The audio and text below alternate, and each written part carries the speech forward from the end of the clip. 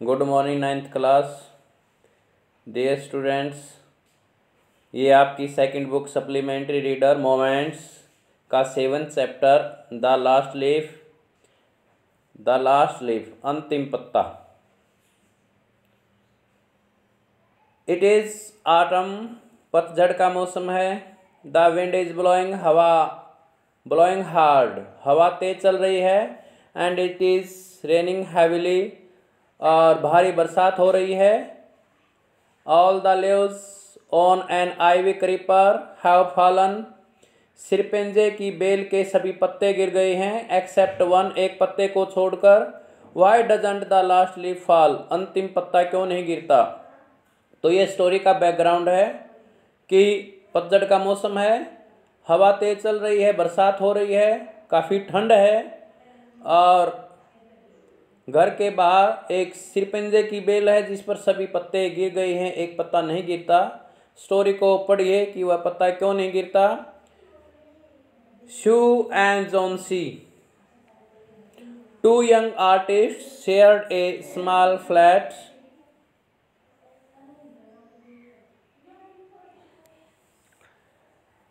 Artist कलाकार, shared a small flat. The flat was on the 3rd story of an old house. Johnsy fell very seriously ill. In November, she had pneumonia. She would lie in her bed without moving, just gazing out of the window. Shoo, her friend, became very worried.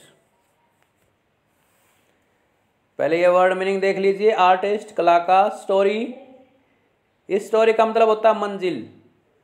एक story STORY, story कहानी, और ये story बोलेंगे इसको story मंजिल। Seriously, seriously होता है गंभीर रूप से। न्यूमोनिया रोग। विदाउट मूविंग, बगैर हिले। गेजिंग आउट, बाहर की ओर देखना, टकटकी लगा कर देखना। और वरिड, वरी से बना, वरी चिंता करना, वरिड चिंतित। तो स्टार्ट करते हैं। शू and Johnsy, two young artist. शू और जोन्सी दो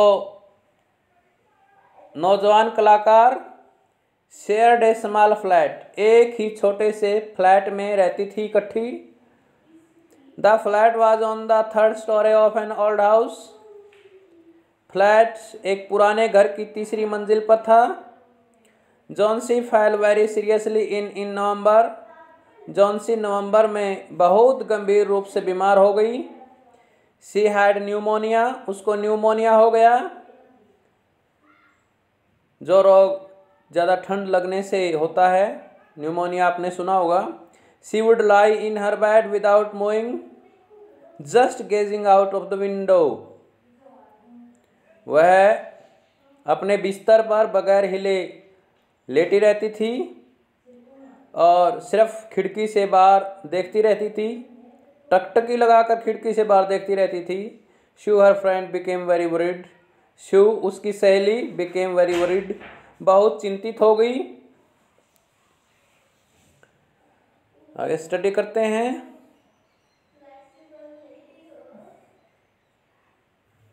She sent for the doctor, उसने डॉक्टर को बुलाया। Although he came every day, there was no change in Jonesy's condition. Condition mean हालात, स्थिति, दशा। यद्यपि वह रोजाना आता था, जोन्सी की हालात में कोई सुधार नहीं आया, कोई चेंज, परिवर्तन नहीं आया। One day the doctor took Shoo aside,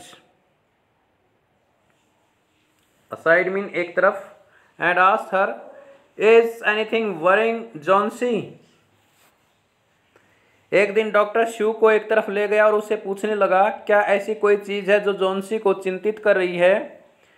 no replied शू, शू ने उत्तर दिया नहीं। But why do you ask, लेकिन तुम क्यों पूछते हो।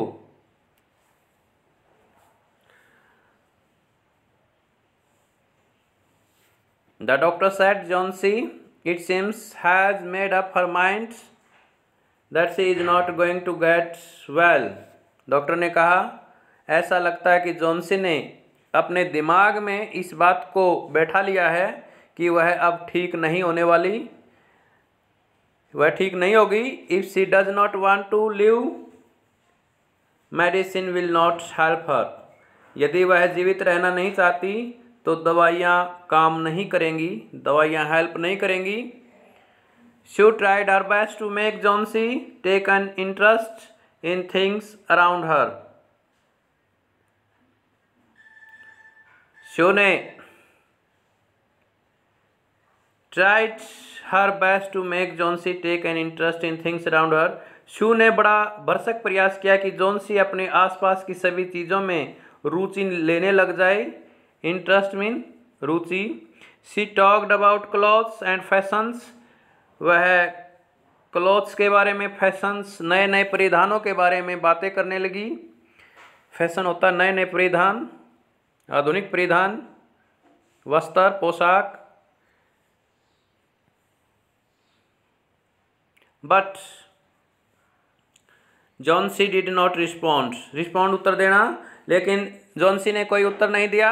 Johnsy continued to lie still on her bed. Lie still, शांत लेटे रहना। जॉन्सी अपने बेड पर ही शांत लेटी रहती थी।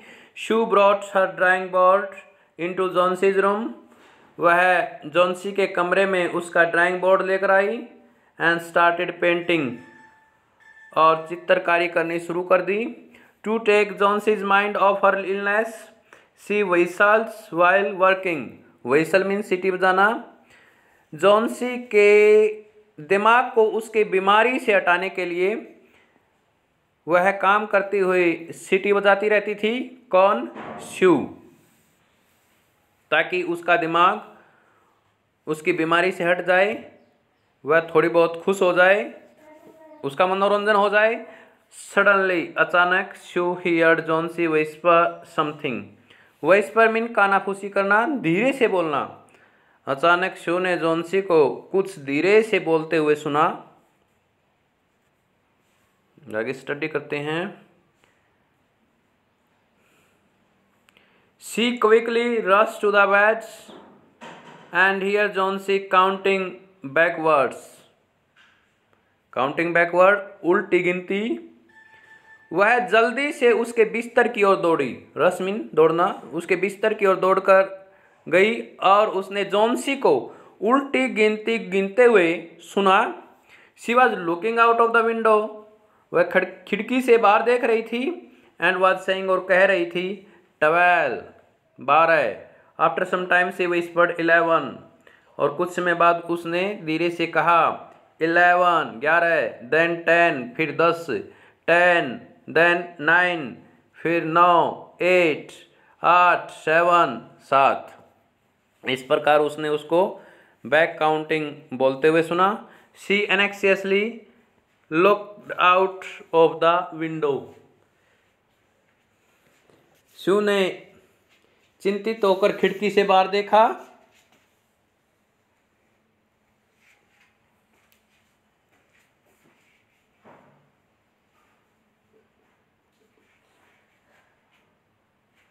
She saw an old ivy creeper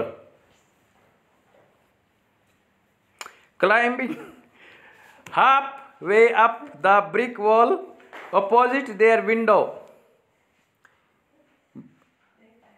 brick wall, ईंटों की दीवार। आइवी क्रीपर, सिरपिंजे की बेल। ऑपोजिट देयर विंडो, उसने बाहर खिड़की के सामने ईंटों की दीवार पर एक पुरानी आधे रास्ते तक चढ़ी हुई सिरपिंजे की बेल देखी। किसने देखी? शू ने। In the strong wind outside, the creeper was shedding its leaves. Shedding, गिराना, leaves पत्ते। और बाहर तेज हवा में, जब हवा तेज होती थी तो सिरपिंजे की बेल अपने पत्तों को गिरा रही थी और पत्तों की संख्या कम होती जा रही थी। What is it, dear? Shoe asked. शू ने पूछा, फिर यह क्या है? 6 विस्पर्ड जॉन्सी। जॉन्सी ने फिर धीरे से कहा 6 6। कहने का मतलब 6 पत्ते बच गई। They are falling faster now, falling faster, अब वे और तेज गति से गिर रहे हैं। 3 days ago there were almost 100 leaves, 3 दिन पहले वहां पर लगभग 100 पत्ते थे।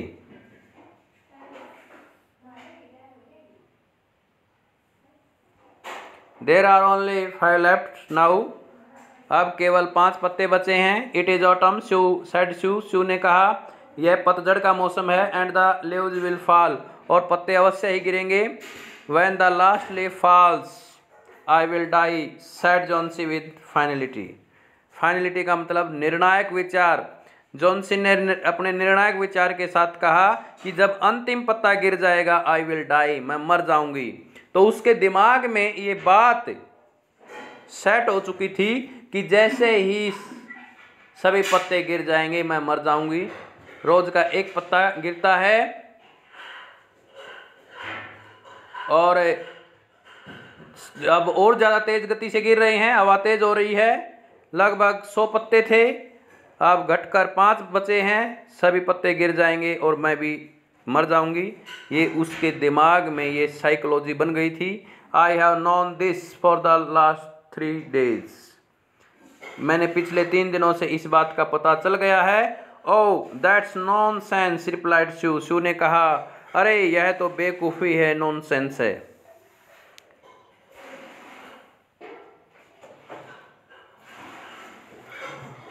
What have old ivy leaves to do with your getting well?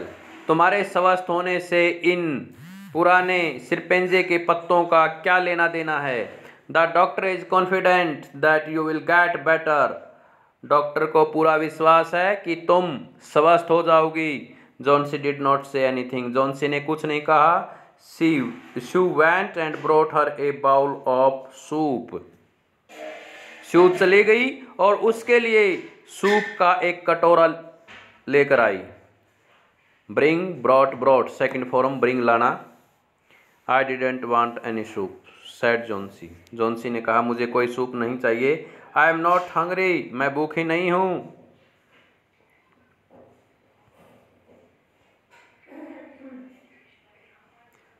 Now there are only 4 leaves left, अब केवल वहाँ 4 पत्ते बचे हैं। I want to see the last one fall before it gets dark, अंधेरा होने से पहले मैं अंतिम पत्ता देखना चाहती हूँ।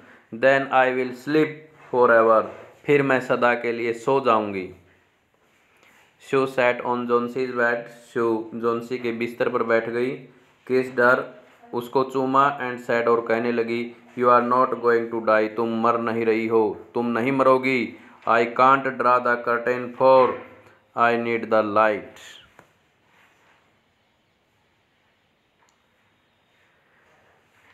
मैं पर्दे को नहीं खींच सकती क्योंकि मुझे रोशनी की ज़रूरत है। I want to finish the painting, मैं चित्रकारी पूरी करना चाहती हूँ। And get some money for us, और अपने लिए कुछ धन कमाना चाहती हूँ। वह पेंटर थी और पेंटिंग बनाकर अपनी आजीविका कमाती थी। डियर स्टूडेंट्स, आज बस यहीं तक स्टडी करते हैं। आपको कैसा लगता है, आपको समझ में आता है या नहीं आता है, कमेंट करके ज़रूर बताइए। साथ साथ में वर्ड मीनिंग अपनी नोटबुक में नोट कीजिए और शेयर कीजिए, लाइक कीजिए, सब्सक्राइब कीजिए। Thank you. हैव